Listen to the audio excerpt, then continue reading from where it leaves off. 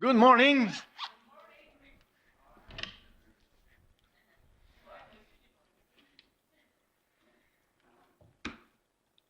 23 février 2025. Ça va vite? Il me semble que c'est fort, hein? Un petit peu.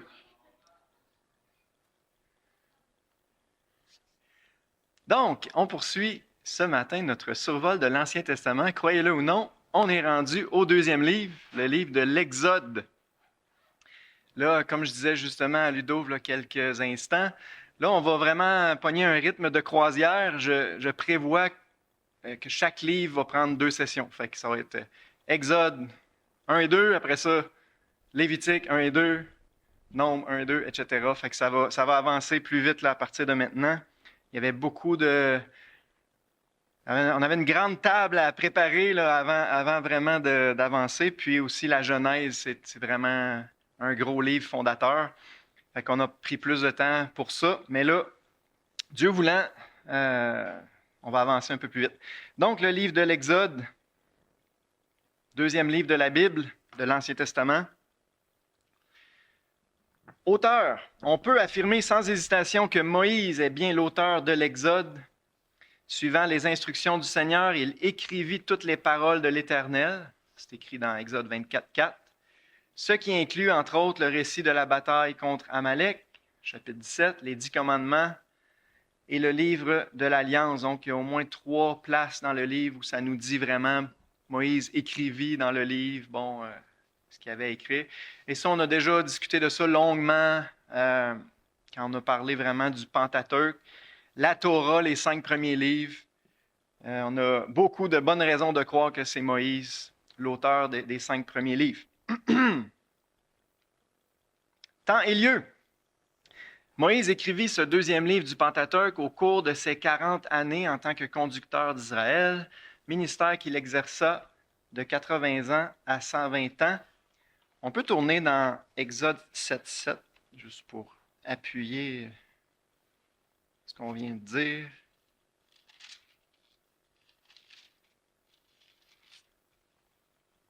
Il y a beaucoup de précisions chronologiques dans l'Ancien Testament, vérifiables, et c'est plaisant. Pour ceux qui aiment ça, avoir des, des dates et des lieux. Exode 7.7, Moïse était âgé de 80 ans et Aaron de 83 ans lorsqu'ils parlèrent à Pharaon. Fait que la Bible est très claire.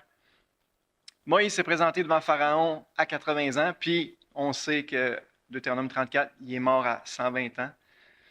Donc, c'est dans ces derniers 40 ans de sa vie que ça s'est passé, cette grande histoire. La rédaction de l'Exode se situe certainement entre la sortie d'Égypte et la mort de Moïse, c'est-à-dire entre 1445 et 1405 avant Jésus-Christ. Comment on arrive à ces dates-là? On en a déjà parlé au début là, de notre survol en parlant de la chronologie, mais je fais un petit rappel ici. Sur quoi on se base? Là? D'après les Écritures, l'Exode prit place 480 ans avant la 4e année du règne de Salomon. 1 Roi 6.1. Ça, c'est vraiment un verset clé au niveau de la chronologie biblique. Là. Dans 1 Roi 6.1, ça dit que Salomon a commencé la construction du temple la 4e année de son règne, la 480e année après la sortie d'Égypte. Donc, on sait que la construction du temple, selon en tout cas un paquet d'autres, ça c'est beaucoup plus facile à déterminer, un paquet d'autres indications bibliques, que c'est autour de 965 avant Jésus. Donc, si on recule de 480 ans, c'est ce qui donne 1445 comme date approximative. OK, c'est pas une doctrine, là, mais date approximative de la sortie d'Égypte. Le juge Jephthé releva qu'à son époque, Israël possédait Hesbon depuis 300 ans. Juge 11, 26. En calculant les années qui précèdent et celles qui suivent cette date intermédiaire, on aboutit à environ 480 ans, ce qui confirme la date déjà évoquée. Donc, si on prend vraiment les indices dans la Bible seulement, on arrive à... Ça, en passant, c'est ce qu'on appelle la chronologie longue. peut-être dans vos Bibles, vous avez des tableaux, ceux qui ont des Bibles d'études. Souvent, dans les Bibles, on va présenter les deux chronologies possibles, chronologie longue, chronologie courte. Chronologie longue, c'est celle qui, à mon avis, qui est la bonne, qui est vraiment basée juste sur les indices dans la Bible, qui donne un exode autour de 1445. Chronologie courte, c'est basé plus sur des indices extérieurs. On place l'exode sous Ramsès dans les années 1200, donc finalement à peu près 200 ans plus tard. Voilà.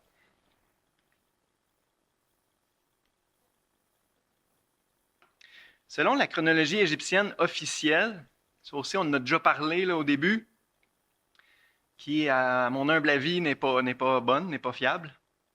Le pharaon oppresseur serait Thoutmès III et le pharaon de l'Exode Aménophis II, tous deux rois de la 18e dynastie.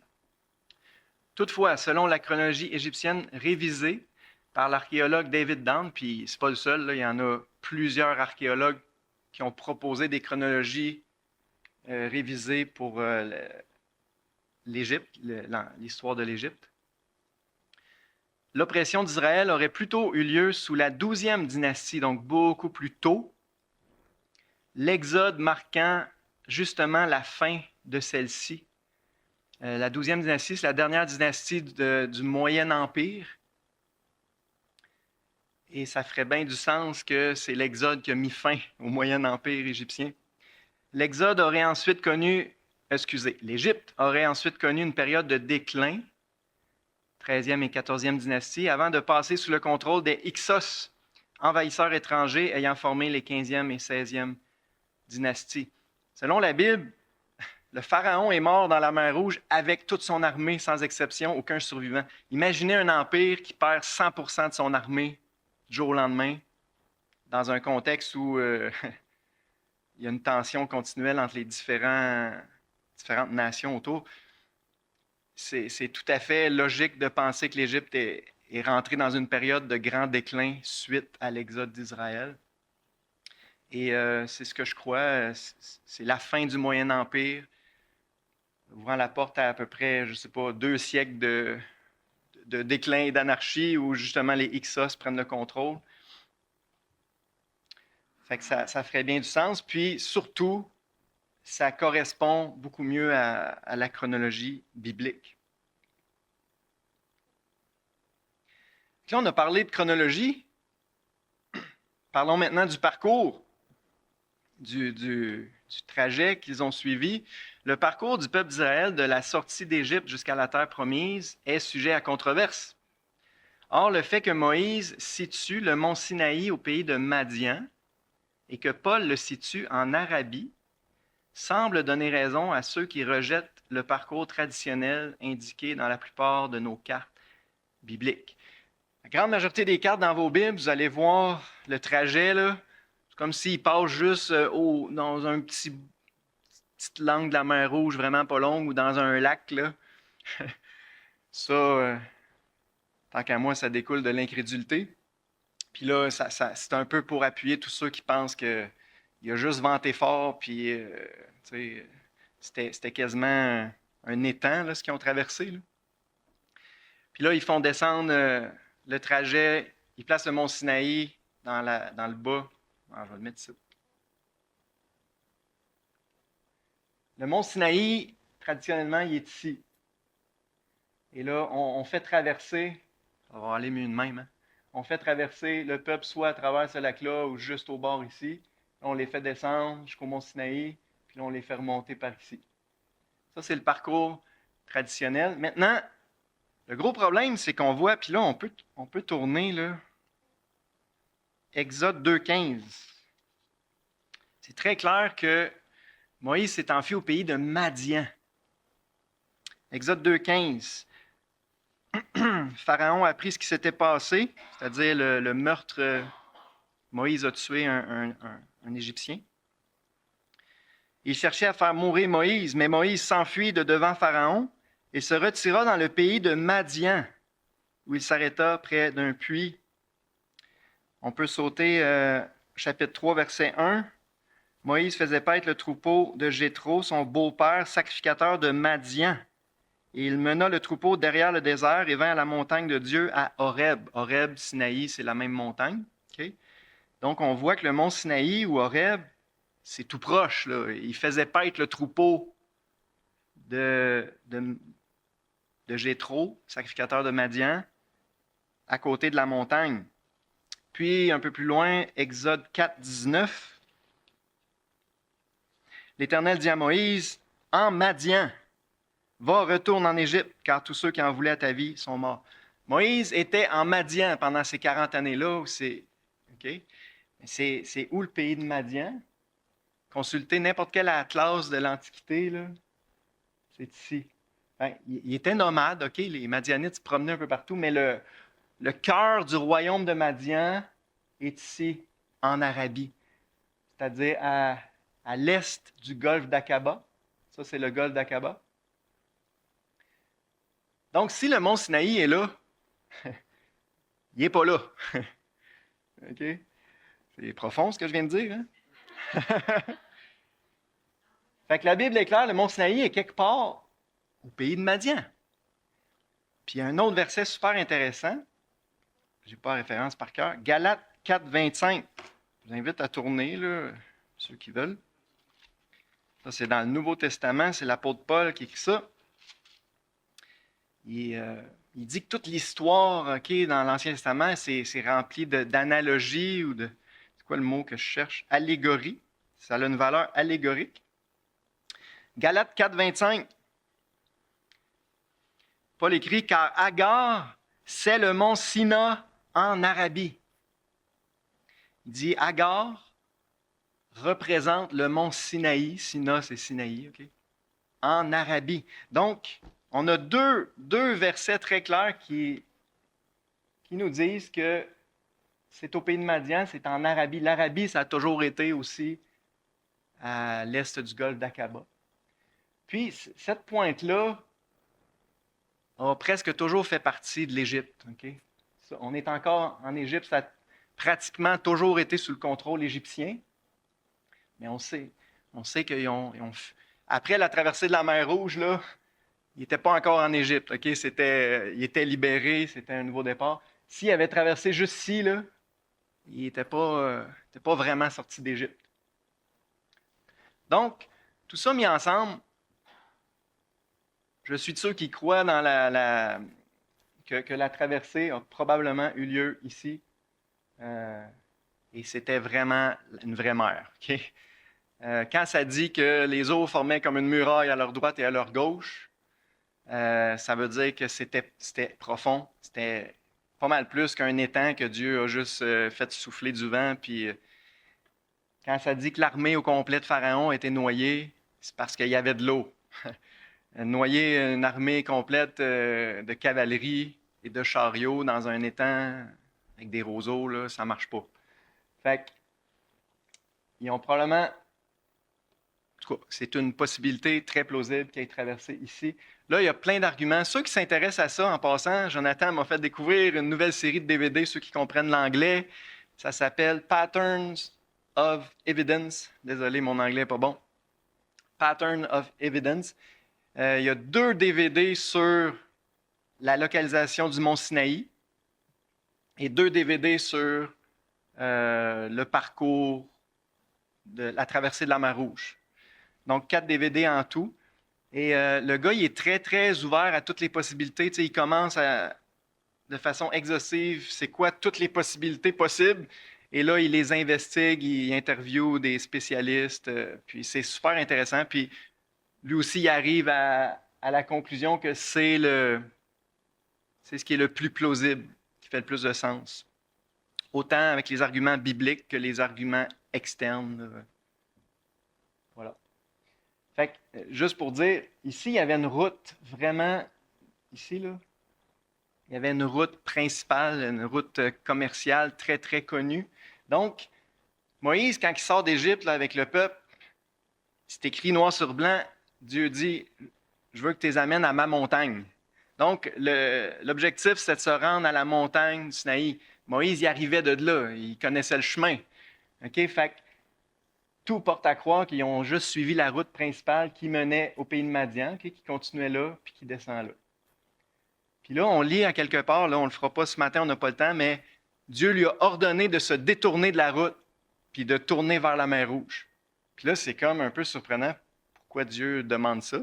Mais ils obéissent, ils se détournent de la route, puis ils se tournent vers la mer Rouge. Puis là, ça dit qu'ils ont comme été pris dans un raccoin entre les montagnes. Je n'ai pas les mots exacts.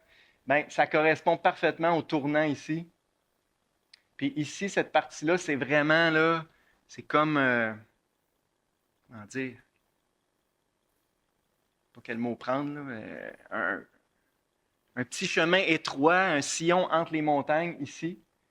Puis ici, à Nuweba, il y a une immense plage pouvant contenir 3 à 4 millions de personnes, juste sur le bord.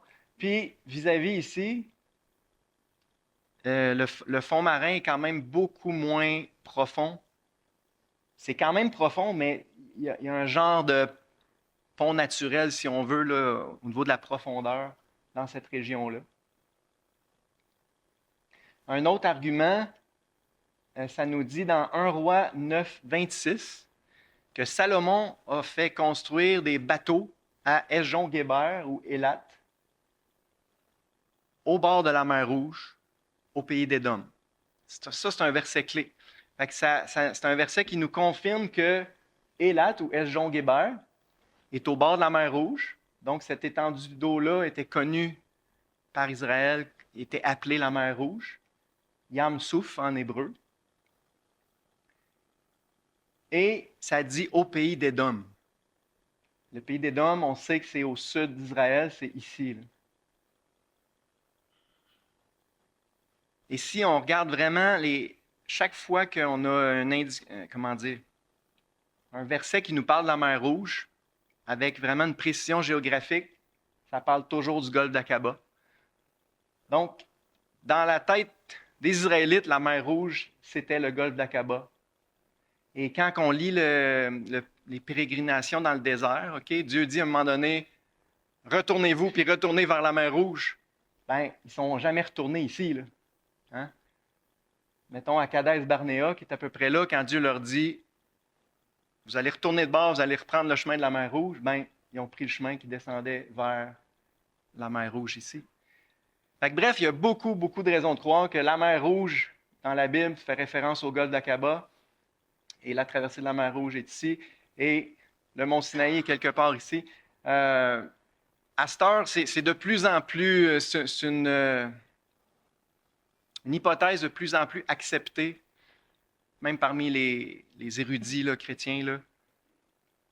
Le mont Sinaï serait probablement le mont Jabal al-Laz, parce que bien sûr, c'est des Arabes qui vivent là présentement. Et c'est intéressant. Vous irez voir là, sur YouTube, il y a plein de vidéos. Le sommet de cette montagne-là, c'est la plus haute montagne de toute la région, le Jabal al-Laz. Puis, tout le sommet de la montagne est noir. C'est assez intéressant parce que quand on lit Exode 19, ça dit que le sommet de la montagne était tout en feu, puis la fumée montait de la montagne quand Dieu est descendu. Je trouve que ça fait du sens. Il y a beaucoup d'autres arguments. Il y a une petite grotte aux 3/4 de la montagne, il y a une petite grotte vraiment frappante. L'histoire d'Élie, je ne sais pas si vous vous rappelez, Élie s'est enfui à Horeb, ça nous dit qu'il s'est réfugié dans une grotte dans la montagne. Il y a plein de découvertes au pied de la montagne. Le fameux rocher aussi d'Horeb, le rocher d'Horeb que Moïse a frappé, puis qui s'est fendu en deux, puis que l'eau est sortie. Ben, croyez-le ou non, ils ont trouvé vraiment pas loin du pied de la montagne un immense rocher vertical, fendu en deux. Puis dans le bas du rocher, là, c'est tout érodé. Les roches sont toutes érodées comme s'il y avait eu un torrent d'eau qui avait coulé là. Ils ont trouvé plein de dessins de veaux. Et même autour des veaux, tu as une foule dans un gros party, OK?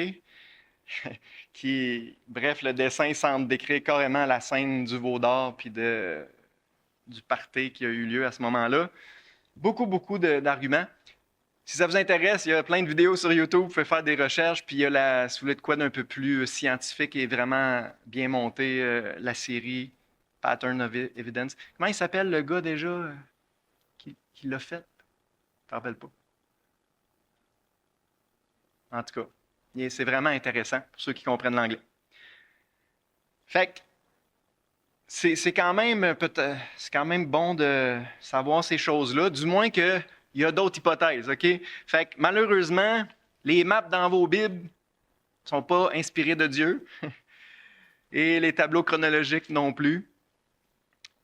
Fait qu'il faut... c'est ça. Là, je me suis sûrement emballé. C'est pas si pire. On va continuer. Puis, si vous avez des questions, inquiétez-vous pas. On va prendre un temps de questions à la fin. Les buts. C'est quoi les buts pour lesquels Dieu a demandé à Moïse de mettre par écrit ce récit-là? Bien, le mot exode provient du grec exodos, qui signifie sortie ou départ. Le but du livre est donc de décrire les circonstances qui ont entouré la sortie du peuple d'Israël du pays d'Égypte, ainsi que son départ vers la terre promise. Bien sûr, c'est l'événement central du livre, c'est la sortie d'Égypte, un événement absolument glorieux qui marque la naissance, on peut dire, du peuple d'Israël en tant que nation organisée. On passe d'un peuple d'esclaves à un peuple que Dieu prend en charge.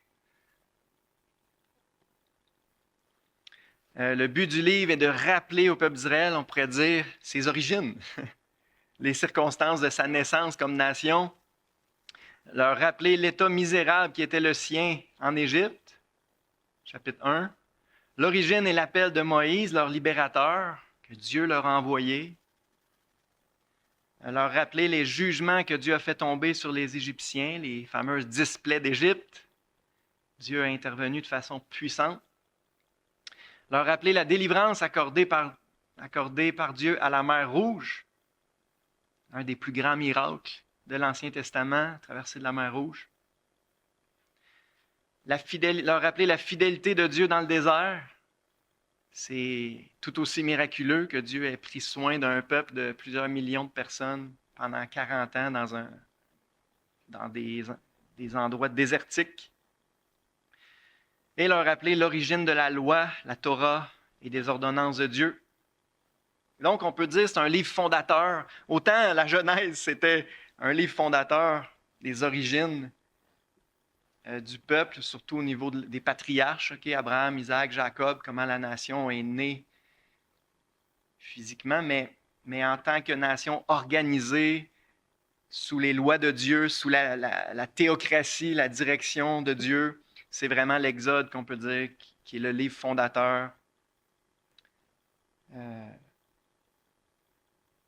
la théocratie d'Israël. Et ça commence avec la rédemption, le salut, la délivrance.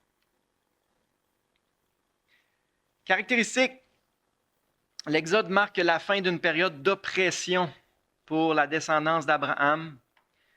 Genèse 15-13, c'est bon de se rappeler que Dieu l'avait annoncé d'avance à Abraham. Dans Genèse 15, il dit à Abraham, « Tes descendants vont être oppressés pendant 400 ans dans un peuple étranger, mais je vais les en faire sortir. » Et cette prophétie-là s'est accomplie comme toutes les autres avec la sortie d'Égypte, la délivrance de l'esclavage de l'Égypte. Donc, ça marque la fin de la période d'oppression et le début de l'accomplissement de la promesse qui lui avait été faite, que ses descendants non seulement résideraient un jour dans le pays promis, mais aussi deviendraient une nation nombreuse et puissante. Donc, c'est un livre très positif. C'est le livre de la délivrance, de l'accomplissement de la promesse de Dieu à Abraham. Dans le livre de l'Exode, Dieu intervient en faveur d'Israël, son peuple oppressé, pour le soustraire miraculeusement à la main de Pharaon. C'est donc dans la plus glorieuse des délivrances que la vie nationale du peuple élu a été engendrée. Ça commence avec la délivrance. Et on va en parler dans quelques instants. C'est toute une image de la vie chrétienne. Partout où vous voyez J.H. Alexander, je ne me rappelle pas si je n'avais déjà parlé, mais c'est un petit livre qui s'appelle Lire et comprendre la Bible, qui est un survol de toute la Bible, des 66 livres. Fait que les citations de J.H. Alexander viennent de ce livre-là. Un mot résume bien l'enseignement de ce livre, rédemption. Dieu agit effectivement en rédempteur pour Israël et le soustrait à une puissance ennemie, le met à couvert du sang expiatoire de l'agneau pascal. La veille de la sortie d'Égypte, il y a l'institution de la Pâque. L'agneau pascal, le sang de l'agneau qui les couvre du jugement des premiers-nés.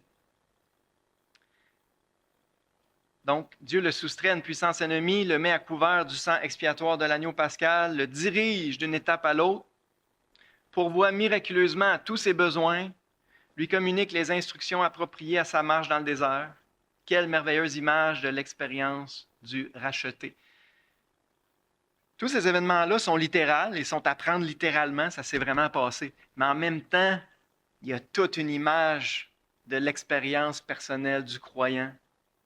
Et ça, on pourrait en parler pendant des heures, mais le jour que le croyant met sa foi dans l'agneau pascal, l'agneau de Dieu qui ôte le péché du monde, Jésus, eh bien là, c'est le début de sa rédemption.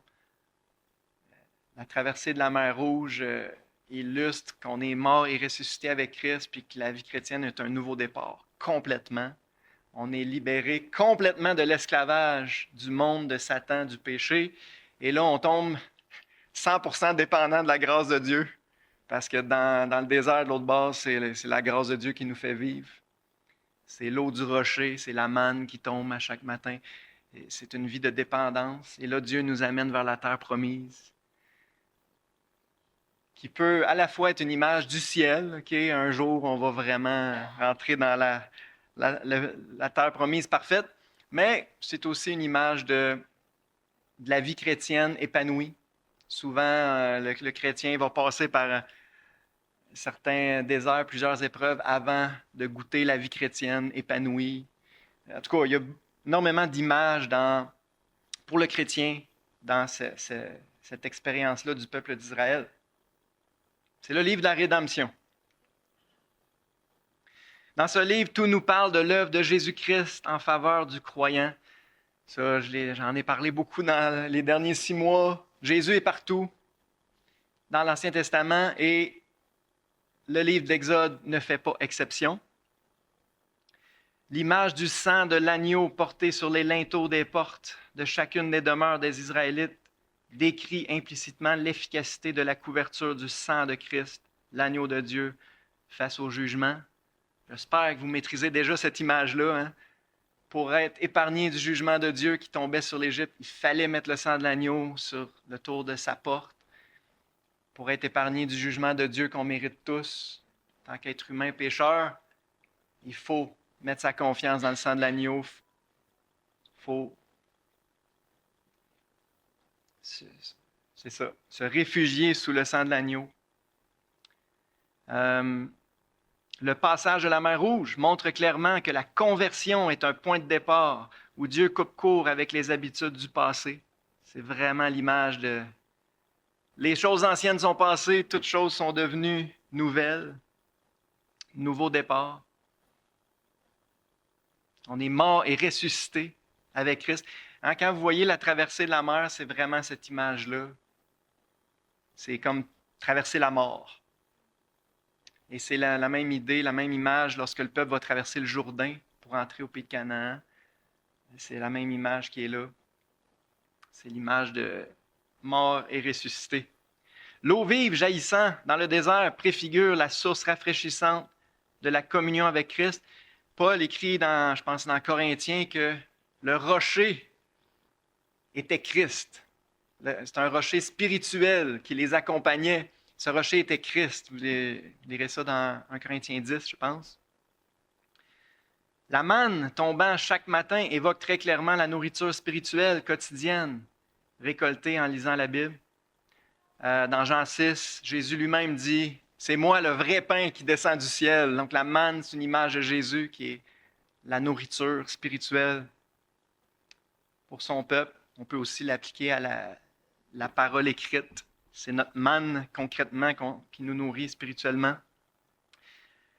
Et ça, c'est juste un survol rapide des images, mais on voit Jésus partout à travers l'Exode. Et c'est particulièrement intéressant et édifiant pour le chrétien.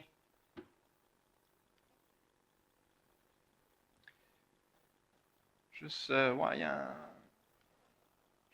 en reste pas long, fait qu'on va juste finir les caractéristiques. Sur le mont Sinaï, Dieu a donné aux Israélites le corpus législatif, la loi, c'est un grand mot, là, la loi, dont ils avaient besoin pour vivre correctement en Israël en tant que peuple de Dieu. C'était ce qui les distinguait de toutes les autres nations.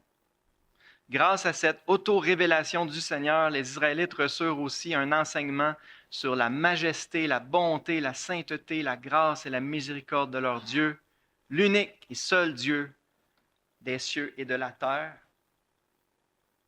Donc, c'est concrètement ce qui a distingué Israël de toutes les autres nations, c'est la révélation de Dieu, c'est qu'ils ont eu la révélation du seul vrai Dieu et de ses lois. Et c'est la même chose pour nous. Ce qui nous distingue concrètement de tous les autres, c'est la révélation de Dieu qui est entre nos mains.